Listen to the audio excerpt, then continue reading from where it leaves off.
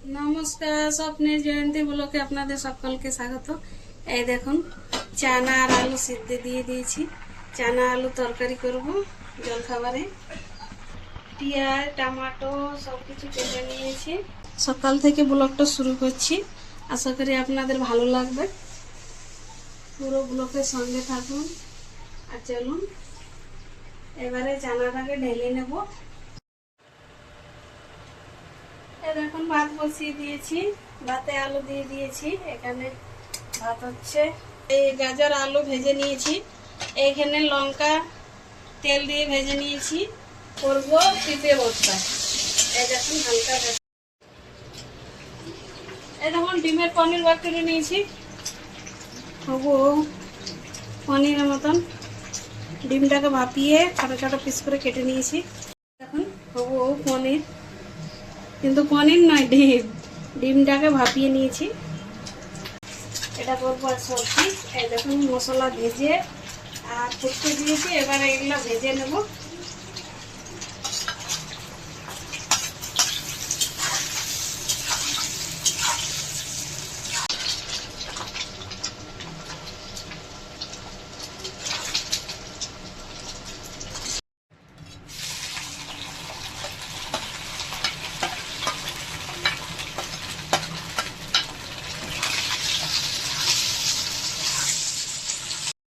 ভেজে নিয়েছি, এবারে জল ফুটছে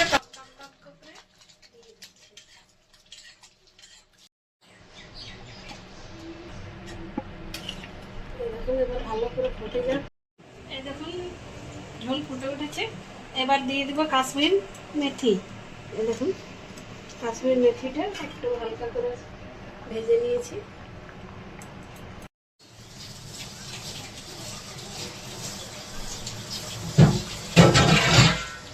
দেখুন পিঁপড়াটাকে হালকা করে ভাপিয়ে নিয়েছি, মানে ভাপিয়ে না হালকা ভেজে নিয়েছি। এবার এর দুটো আলু মেখে দেব।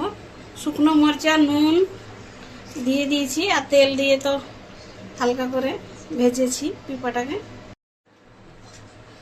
হয়ে যাবে আলু পিঁপড়ার ভর্তা। ভর্তা খেতে আমি খুব ভালোবাসি, যে কোনো ভর্তা, মাছ ভর্তা বলুন, ডিম ভর্তা বলুন, যে কোনো ভর্তা, কাল্লা পিঁপড়ে। দেখুন ডিম পনির রেডি, এবারে নামিয়ে নেব। দেখুন নামিয়ে নিচ্ছি এবার। এই দেখুন সবজির, এই দেখুন তবু পনির না। এই দেখুন আলু পিঁপড়ে দিয়ে ভর্তা, গাজর আলু ভাজা, আর এখানে ডিমের পনির। এই দেখুন ডিম পনির রেডি। ব্লগটা ভালো লাগলে লাইক শেয়ার সাবস্ক্রাইব